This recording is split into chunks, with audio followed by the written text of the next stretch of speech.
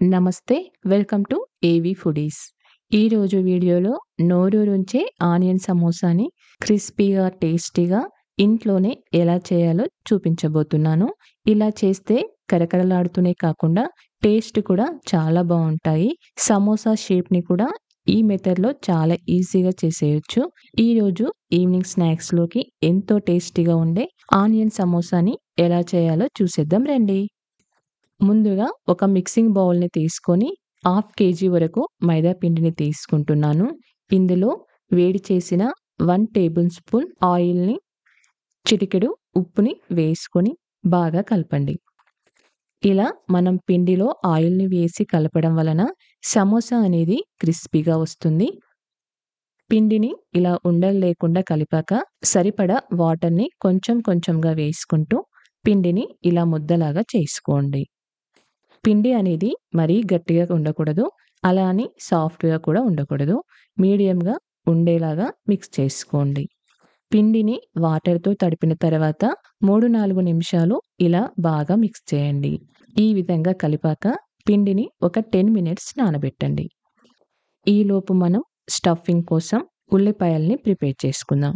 దానికోసం స్టవ్ మీద పాన్ పెట్టుకొని 2 టీ స్పూన్ల ఆయిల్‌ని తీసుకోండి. ఇప్పుడు ఇందులోకి హాఫ్ టీ స్పూన్ జీలకర్ర, సన్నగా కట్ చేసిన 1 కప్పు ఉల్లిపాయ ముక్కల్ని తీసుకోండి.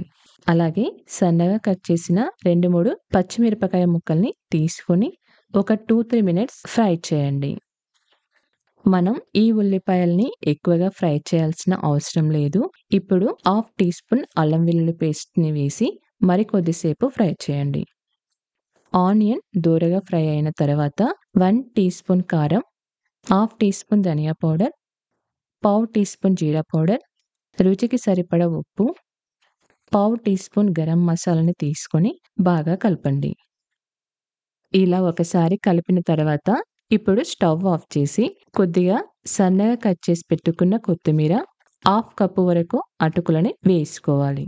అటుకులని వేసుకున్న తర్వాత ఒకసారి బాగా కలపండి.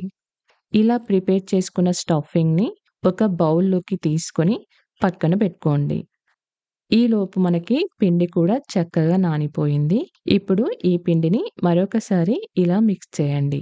ఇప్పుడు ఈ పిండిని చిన్న చిన్న ముద్దల్లాగా చేసుకొని పిండి సైజ్ మరీ పెద్దగా కాకుండా, మరీ చిన్నగా కాకుండా ఈ సైజులో తీసుకోండి. ఇప్పుడు ఒక్కొక్క పిండి ముద్దని తీసుకుంటూ ఇలా రోల్ చేసుకొని కొద్ది కొద్దిగా పొడి పిండిని వేసుకుంటూ రోల్ చేసుకుందాం. ఈ విధంగా పలుచగా రోల్ చేయండి. ఎంత పలుచగా వీలైతే అంత పలుచగా రోల్ చేసుకోండి. చూడండి, ఈ విధంగా పలుచగా రోల్ చేసుకుంటే సమోసాలు చాలా క్రిస్పీగా వస్తాయి.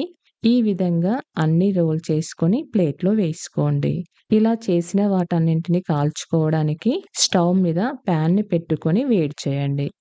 పాన్ బాగా వేడయ్యాక మనం రోల్ చేసి పెట్టుకున్న చపాతీని అంటే సమోసా షీట్‌ని వేసుకొని 2 సైడ్స్‌ని దోరగా కాల్చుకోవాలి. మరీ చపాతీలాగా కాల్చుకోకండి. జస్ట్ అటు ఇటు లైట్‌గా కాల్చుకుంటే సరిపోతుంది. ఇలా కాల్చుకున్న తర్వాత ఒక ప్లేట్‌లోకి తీసుకోండి. ఈ విధంగా అన్నింటిని కాల్చుకొని ఒక ప్లేట్‌లోకి తీసుకోండి. ఇప్పుడు అన్నీ ఈ విధంగా కాల్చుకున్నాక సమోసా చేయడానికి కరెక్ట్ షేప్‌ని కట్ చేసుకుందాం. ఫస్ట్ ఇలా అన్నింటిని ఈక్వల్‌గా పెట్టుకొని 4 సైడ్స్ కట్ చేసుకోండి. ఈ విధంగా కట్ చేసుకున్నాక నెక్స్ట్ అటు ఇటు ఈక్వల్‌గా ఉండేలాగా చూసుకొని ఇలా మిడిల్‌లోకి కట్ చేసుకోండి. చూడండి, సమోసా షీట్ రెడీ అయిపోయాయి. ఈ విధంగా చాలా సింపుల్‌గా చేసుకోవచ్చు. ఇప్పుడు ఎక్స్‌ట్రా పిండిని ఇలా కట్ చేసుకొని ఫ్రై చేసుకుంటే చాలా క్రిస్పీగా అండ్ టేస్టీగా కూడా ఉంటాయి. ఇప్పుడు సమోసాలని ఫోల్డ్ చేసుకోవడానికి ముందుగా ఒక బౌల్‌ని తీసుకొని 2 టీ స్పూన్ల మైదా పిండిని తీసుకోండి. ఇందులోనే కొద్దిగా వాటర్‌ని వేసి పేస్ట్ లాగా చేసుకోవాలి. ఇప్పుడు ఒక్కొక్క సమోసా షీట్‌ని తీసుకుంటూ ఫోల్డ్ చేసుకుందాం. నేను చూపిస్తున్న విధంగా ఇలా మిడిల్‌లోకి ఫోల్డ్ చేయండి. ఇప్పుడు కొద్దిగా మైదా పిండి పేస్ట్‌ని అప్లై చేయాలి. మళ్ళీ దీన్ని ఇలా ఫోల్డ్ చేసి చేతిలోకి పట్టుకోండి.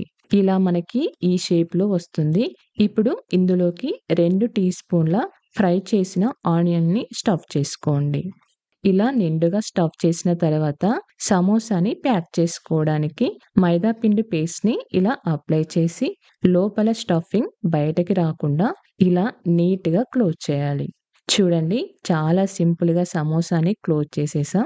ఈ విధంగా మిగతా సమోసాలన్నింటిని కూడా ఫోల్డ్ చేసి తీసుకోండి. ఇప్పుడు వీటిని ఫ్రై చేసుకోవడానికి స్టవ్ మీద డీప్ ఫ్రైకి సరిపడా ఆయిల్‌ని తీసుకొని ఆయిల్‌ని మీడియంగా వేడి చేయండి.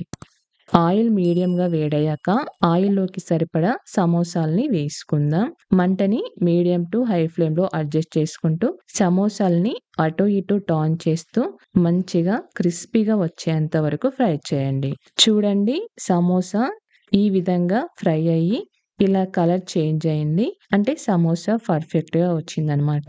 ఇప్పుడు వీటన్నింటిని ఆయిల్ నుండి తీసుకొని ఇదే విధంగా మిగతా సమోసాల్ని కూడా ఫ్రై చేసి తీసుకోండి. సమోసాలన్నీ తీసుకున్నాక షీట్స్ కట్ చేశాక మిగిలిన పీసెస్‌ని కూడా వేసుకొని ఫ్రై చేసుకుందాం. చూడండి, కరకరలాడుతూ చాలా టేస్టీగా ఉండే ఉల్లి సమోసా రెడీ అయిపోయింది. ఇలా చాలా సింపుల్‌గా ఈవినింగ్ స్నాక్స్‌లోకి మీరు కూడా తప్పకుండా ట్రై చేయండి. మీరు ట్రై చేశాక మీకెలా వచ్చిందో కామెంట్ చేసి చెప్పండి.